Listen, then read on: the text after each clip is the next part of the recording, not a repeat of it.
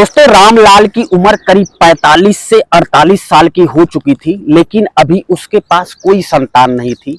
वो उसको जो लोग जहां पे बताते, जिस हॉस्पिटल में जाने के लिए वो अपनी पत्नी को लेकर जाता, अपनी पत्नी का इलाज कराता। कई लोग उसे कहते कि भैया अगर दवा से काम नहीं बन रहा है तो दुआ से काम बन सकता है, आप फला मंदिर चले जाओ। अब वो जब उन लोगों की बातों को सुनता तो वो मंदिर चला जाता। कई लोग उसे सलाह देते कि अगर तुम्हारा वहां से काम नहीं बन रहा है तो तुम मजार चले जाओ, फला मजार चले जाओ। वहां के जो पीर हैं, वहां के जो मोहम्मद हैं, वहां के जो ईश्वर हैं, भगवान हैं, हर मंदिर, हर मस्जिद, हर डॉक्टर के पास वो अपनी पत्नी को दिखा चुका था। लेकिन वो बहुत ही मजदूरी करके, बहुत ही गरीबी में अपना पेट पाल रहा था। जैसे तैसे अपनी फैमिली का पेट भर रहा था, जैसे तैसे अपनी जिम्मेदारियों का वहन कर रहा था। और वो इस बीच सबसे ज्यादा उससे जो चिंता खाए जा रही थी वह थी संतान की चिंता।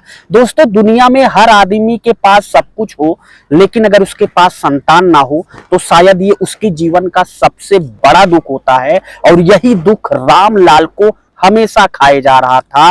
और धीरे धीरे समय गुजरता गया, सोचते सोचते अब दुबला पतला हो चुका था। और उसे जब कई बीमारियों ने घेर लिया तो धीरे धीरे वो स्वर्गवासी हो गया, स्वर्ग को सिधार गया। अब उसके घर में वो अपने माँ पिता की अकेली संतान था रामलाल, तो सिर्फ उसके घर में उसकी पत्नी बची। और जब रामलाल का अंतिम संस्कार किया गया दोस्तों, उसके कुछ दिन बाद ही पता चला कि रामलाल की पत्नी, अब जब रामलाल ईश्वर के पास चला गया, जब स्वर्ग को सिधार गया, तो उसकी पत्नी गर्भवती है। जिसने भी सुना, गांव वालों ने, रिश्तेदार लोगों ने, सब के अंदर एक खुशी का संचार हुआ। सब लोग सोचने लगे कि चलो कोई बात नहीं, रामलाल तो अब इस दुनिया में नहीं है, लेकिन उसकी संतान अब दुनिया में आ जाएगी, उसकी पीढ़ी आगे की तरफ चल जाएगी। दोस्तों आगे क्या हुआ जब उसकी संतान बड़ी हुई, बहुत ही मार्मिक कहानी है, बहुत ही सामाजिक कहानी है, एक समाज सुधारक दिशा में एक प्यारी सी कहानी है। तो कहानी में आगे बढ़ेंगे, पर दोस्तों कहानी में आगे बढ़ने से पहले आपसे मेरा बस छोटा सा विनम्र अनुरोध है कि अगर अभी तक आपने चैनल को सब्सक्राइब नहीं किया है तो चैनल को सब्सक्राइब कर देना और साथ में लाल बेल आइकन की बटन को प्रेस कर देना, ताकि जब भी मैं आपके पास ऐसी कहानियां लेकर, दिल को छू लेने वाली, समाज को सुधारने वाली कहानियां लेकर आपके पास आऊं, तो उसका नोटिफिकेशन वीडियो का सबसे पहले आपके पास पहुंच जाए। और जैसा कि आपको पता होगा दोस्तों, अपने चैनल पर एक मुहिम चल रही है। जो लोग हमारी वीडियो पर, हमारी कहानियों पर जिनका प्यार, आशीर्वाद, कमेंट हमें प्राप्त होता है, उनका नाम हम कहानी के आखिरी में लेते हैं। तो उन लोगों के नाम जिन लोगों ने पिछली कहानी पे अपना प्यार दिया था, वो मैं कहानी के आखिरी में लूंगा। फिलहाल आपका बिना समय गंवाए, आपका बिना समय जाया किए कहानी की तरफ आगे बढ़ते हैं। तो जो आज की सच्ची कहानी है, ये सच्ची कहानी है उत्तर प्रदेश का एक जिला है कानपुर। कानपुर की ये सच्ची कहानी है। तो नमस्कार, प्रणाम, आदाब, शास्त्रीय काल, क्या हालचाल। उम्मीद है आप स्वस्थ होंगे और मस्त होंगे, अच्छे से आपकी जिंदगी कट रही होगी। दोस्तों कहानी की तरफ फिर से वापस लौटते हैं। अब रामलाल का अंतिम संस्कार कर दिया जाता है। अब उसकी पत्नी प्रेग्नेंट होती है, 7-8 महीने का समय गुजरता है, 9वां महीना आता है और रामलाल की पत्नी एक सुंदर से बेटे को जन्म देती है, जिसका नाम रखा जाता है सुजीत। सुजीत चूंकि एक गरीब परिवार में पैदा हुआ था और उसके सर पर पिता का साया जब वो पैदा हुआ था उसके पहले ही छिन गया था। उसकी माँ जैसे तैसे इधर उधर मेहनत मजदूरी करते, गांव में कुछ जो संभ्रांत परिवार थे उनके घरों में काम करके, बर्तन वगैरह झाड़ू पोछा करके अपने बेटे का लालन पालन करती है। अब धीरे धीरे समय को कब पंख लग जाते हैं पता नहीं चलता। अब सुजीत धीरे धीरे 5-6 साल का हो जाता है। उसकी माँ उसे बगल गांव में ही एक प्राइमरी स्कूल में उसकी पढ़ाई के लिए उसका नामकरण करवा देती है, उसका दाखिला करवा देती है। अब सुजीत धीरे धीरे पढ़ने जाने लगता है और समय धीरे धीरे गुजरने लगता है। वो कक्षा 8 तक पढ़ता है। कक्षा 8 की पढ़ाई वो अपने गांव के ही जूनियर हाई स्कूल से पास करता है। और पास करने के बाद वो देखता है कि उसकी माँ धीरे धीरे बूढ़ी हो गई है, अब वो काम नहीं कर पाती है। और इधर सुजीत भी अब थोड़ा सा बड़ा हो गया है, अब माँ के कामों में हाथ बटाने लगा है। अब वो कुछ करके माँ को कमा के खिला सकता है। तो वो गांव में ही कुछ काम करने लगता है। अच्छा, वो काम करने में बड़ा अच्छा था, उसका मेहनती आदमी था, काम करने में उसका मन लगता था, काम चोरी उसके अंदर बिल्कुल नहीं थी। तो मेहनत मजदूरी करने लगता है। गांव में ही एक दुकान होती है ढाबा टाइप की, उस दुकान पे काम करने लगता है। और सुजीत गांव के उस ढाबे पर काम करने लगता है। तो जिस ढाबे पर वो काम कर रहा था, चूंकि उसी गांव का मालिक था और उसी गांव का सुजीत रहने वाला, तो सुजीत उस ढाबे पर काम कर रहा था। तो जो ढाबे का मालिक होता है वो सुजीत से कहता है कि सुजीत यार, तुम लिखने पढ़ने में बहुत अच्छे हो और तुम्हें मेहनत का भी काम दे दिया जाए तो तुम काम चोरी बिल्कुल नहीं करते हो, बहुत मेहनत के साथ काम करते हो। ऐसा है कि तुम जो है हमारी एक शाखा, हमारा एक होटल, हमारा एक ढाबा सूरत में है, गुजरात में, क्या तुम वहां नौकरी करोगे?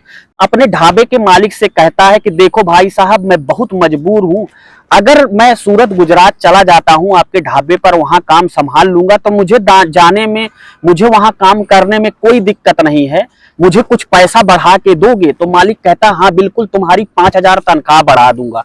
अब सुजीत कहता है कि ठीक है भाई साहब, मैं चला जाऊंगा, लेकिन माँ का मेरे थोड़ा सा ख्याल रखे रहना। अब अपनी माँ को, बूढ़ी माँ को आके बताता है कि माँ, ऐसा है कि हमें 5,000 रुपया और ज्यादा मिल रही है, अब मेरी थोड़ा उम्र भी ज्यादा हो रही है, गांव के लोग, मोहल्ले के लोग, पड़ोसी, रिश्तेदार सब कह रहे हैं शादी कर लो, और तुम भी रोज पीछे पड़ी हो, लड़की के पक्ष वाले कई लोग आ रहे हैं शादी करने के लिए, तो आगे जिम्मेदारी ज्यादा है, हमें शादी भी करनी है माँ। अगर मैं 4 पैसे और ज्यादा कमाने लगूंगा तो हमारा जीवन माँ अच्छी तरीके से चलने लगेगा।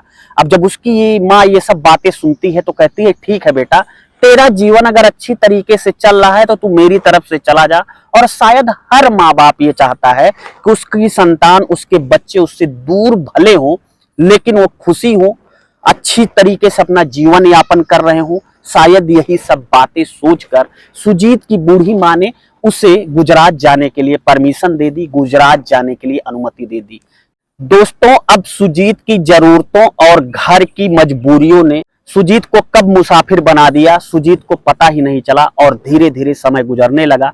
इधर सुजीत 2-3-4 महीने बाद गुजरात से छुट्टी लेकर जब अपने घर आया, माँ ने कहा कि बेटा सुजीत, मैंने तेरी शादी तय कर ली है। तो अपनी माँ से कहता है कि माँ ठीक है, मुझे भी तो बताओ वो लड़की कौन है। तो उसकी बुजुर्ग माँ बोलती है कि ठीक है, मैं उसको, लड़की को बुलाती हूँ। और वो फिर एक दिन लड़की को बुलाती है, लड़की आती है, सुजीत देखता है, सारी बातें करता है। गांव की सही लड़की थी, मेहनत करने वाली एक गरीब घर की लड़की थी। सुजीत कहता है कि देखो, तुम्हें सबसे पहले तुम्हारा प्राथमिक काम जो है, पहला काम जो है वो ये है कि मेरी नामौजूदगी में मेरी माँ की देखभाल करना। तो वो लड़की कहती है कि बिल्कुल, मेरे घर में भी माँ है और मैं माँ की कदर अच्छी तरीके से जानती हूँ।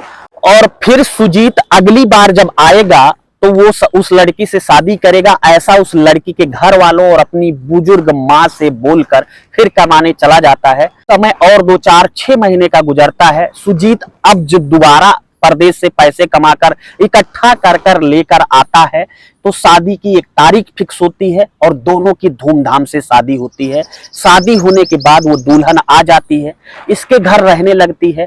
माँ और दुल्हन दोनों एक साथ रहने लगते हैं। माँ हमेशा दुल्हन का ख्याल रखती थी, यानी सासू माँ हमेशा अपनी उस नई नवेली दुल्हन का ख्याल रखती थी, सुजीत की पत्नी का। और सुजीत की पत्नी उसकी बुजुर्ग माँ का, यानी कि अपने सासू माँ का ध्यान रखती थी। धीरे धीरे 7-8 साल का समय गुजर जाता है। 8 साल समय गुजरने के पहले जब सुजीत की पत्नी नई नई आई थी तो 2-3 साल के बीच में उसने हजारों बार कहा कि ऐसा है सुजीत कि मुझे अब गांव में मन नहीं लगता, तो मुझे अपने साथ परदेश ले चलो। लेकिन सुजीत कहता है कि नहीं, माँ को मैं किसके भरोसे छोड़ूंगा, माँ तुम्हारे भरोसे हैं, इसलिए तुम अभी गांव में ही रहो। और तुम यहाँ पर चली आओगे तो परदेश में खर्चा बहुत ज्यादा है और मेरी आमदनी इतनी नहीं है कि मैं तुम्हें यहाँ पर रह के, मैं तुम्हें यहाँ पर अपने साथ रख सकूं। और माँ को पूछ लो, अगर माँ को आना हो तो माँ साथ में चली आए, इस शर्त पे मैं थोड़ी मेहनत और कर लूंगा, ओवर टाइम कर लूंगा, ज्यादा ड्यूटी कर लूंगा, ज्यादा मेहनत कर लूंगा।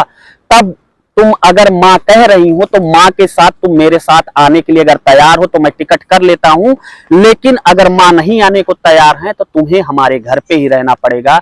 अंततः वो माँ से कहती है, माँ मना कर देती है, कहती है कि नहीं, मैं कहीं नहीं जाने वाली हूँ, मेरे पति की यादें इस घर से जुड़ी हैं और मैं इसे छोड़कर कहीं नहीं जाऊंगी। अब धीरे धीरे समय गुजरने लगता है। 7-8 साल का कब समय गुजर जाता है, सुजीत की पत्नी और उसकी बुजुर्ग माँ को पता नहीं चलता है। सुजीत एक बार फिर जब परदेश से अपने घर आता है, पहुंचते ही अपनी पत्नी से कहता है कि इस बार तुम्हें मेरे साथ परदेश चलना ही होगा, क्योंकि अब मुझसे काम नहीं हो पाता है। मैं अकेले ही खाना बनाता हूँ, मैं अकेले ही ड्यूटी जाता हूँ, मैं अकेले ही वहाँ का सारा कार्य निपटाता हूँ, तो अब मुझसे ये सब काम नहीं होता है। अब तुम्हारी जरूरत है, तुम मेरे साथ परदेश चली चलो। तो उसकी पत्नी कहती है, अरे अभी परदेश से आए हो, बैठो पहले, पानी पत्ता पियो, चाय पानी कुछ करो, खाना पीना खाओ, कितने दिन की छुट्टी आए हो। तो सुजीत कहता है कि मैं टोटल 7 दिन की छुट्टी आया हूं, और इस 7 दिन की छुट्टियों के अंदर तुम अपनी सारी व्यवस्था बना लो, मैं टिकट वगैरह कर देता हूं और दोनों साथ चलेंगे। तो उसकी पत्नी कहती है कि ठीक है, कोई बात नहीं है। अब दोनों खाना पीना खाते हैं, शाम का समय होता है, सुजीत की पत्नी और सुजीत साथ बैठते हैं। अब की बार जब सुजीत उसे चलने के लिए कहता है, तो वो कहती है कि देखो, बुजुर्ग माँ को छोड़कर मैं कहीं नहीं जाने वाली हूँ, और मैं तो कह रहा हूँ कि तुम माँ को साथ में लेके चलो, लेकिन माँ तो राजी ही नहीं है कि माँ घर को छोड़कर कहीं नहीं जाने वाली है। माँ से मैंने बहुत बार कहा, लेकिन माँ नहीं जाएंगी। तो वो कहता है कि ठीक है, मैं माँ से बात करूंगा, अगर माँ नहीं मानी तो हम माँ को छोड़कर ही परदेश चले जाएंगे। ये सब बातें सुजीत की पत्नी सुनती है, तुरंत ही तपाक से सुजीत को जवाब देती है कि तुम उस माँ को छोड़कर चले जाओगे जिसने तुम्हारे पैदा होने के बाद तुम्हें नहीं छोड़ा। अगर वो चाहती तो किसी से वो शादी करके दूसरे घर जा सकती थी, लेकिन वो नहीं गई। तुम्हारी यादों और अपने पति के यादों में उसने अपनी पूरी जवानी काट दी। मैं छोड़कर वो किसी दूसरे के पास नहीं गई, क्योंकि उस माँ को पता था कि हो सकता है जो तुम्हारा अगला पिता मिलता जिससे वो शादी करती, वो तुम्हारी वैसी परवरिश ना कर पाता जैसी परवरिश तुम्हारी माँ करनी चाह रही थी। इतना त्याग, इतनी तपस्या तुम्हारे लिए की, और आज तुम्हें जब बड़ा करके पाल के इतना बड़ा बना दिया कि तुम अपने पैरों पर खड़े हो गए, अपना घर चलाने लायक हो गए, अंदर ये बदलाव आ गया, अब तुम अपने खुद माँ को ही छोड़कर चले जाओगे। अब सुजीत काफी देर सोचने लगता है और फिर अपनी पत्नी से कहता है, मुझे लगता है तुम्हारा गांव में किसी से इश्क हो गया है, प्रेम हो गया है। तो सुजीत की पत्नी उससे कहती है कि तुम मर्दों की एक ही बात होती है कि तुम स्त्रियों पर जब कुछ नहीं पाते तो उनके चरित्र पर उंगली उठाते हो, और तुम भी यही कर रहे हो। तुम अपने दिमाग से, ठंडे दिमाग से सोचो। अब सुजीत रात में चारपाई पर खाना पीना खाकर अकेले बैठकर बड़ा ध्यान से, बड़ा मन से सोचता है कि शायद उसकी पत्नी जो कह रही है वो सही कह रही है, और फिर अपनी पत्नी को अपने पास बुलाता है आकर और प्यार करके बोलता है कि हे पत्नी, तुमने मेरी आंखें खोल दी। अगर सारी स्त्रियां अपने सासू के बारे में या एक महिला दूसरी महिला के बारे में ऐसा सोच रखने लगे तो कोई भी माँ अनाथ आश्रम जाने से बच सकती है, कोई भी माँ अनाथ आश्रम में आपको देखने को नहीं मिलेगी। दोस्तों, तो ये थी आज की कहानी आपको कैसी लगी हमें कमेंट बॉक्स में अपनी राय जरूर बताएं। लोगों के नाम जिनके कमेंट हमें पिछली वीडियो में प्राप्त हुए थे, उनके नाम है जगदीश यादव, राजकुमार यादव सऊदी अरब से हैं,